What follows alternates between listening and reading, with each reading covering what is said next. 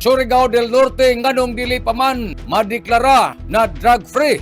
Ini amoy tagpaabot na impormasyon ni PDEA Provincial Director Winifredo Alagabia Jr. atol sa tagpahigadyo na second quarter meeting sa mga sakop ng Provincial Anti-Drug Abuse Council niadtong Hunyo 17 nining tuiga.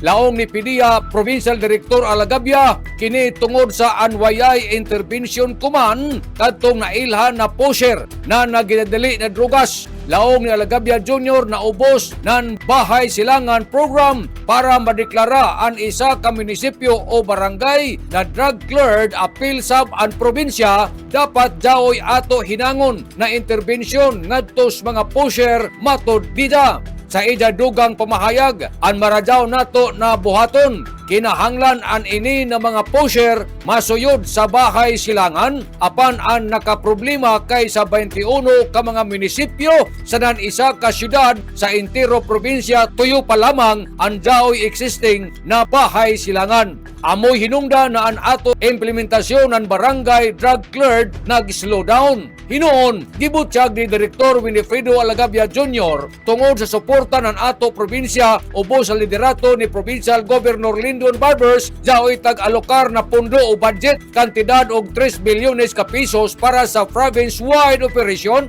na Bahay Silangan. Ang intensyon ng kagamhanan ng lalawigan nag-alokar sa naisgutang budget para makakomodar sa mga munisipyo na dili pa makakaya pagtukod sa naisgutang pasilidad.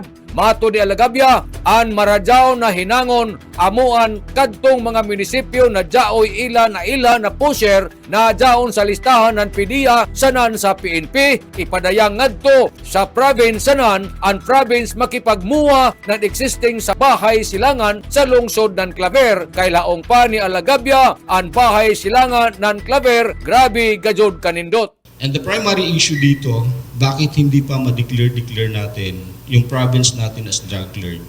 Kasi ang walang intervention ngayon are those identified na pusher.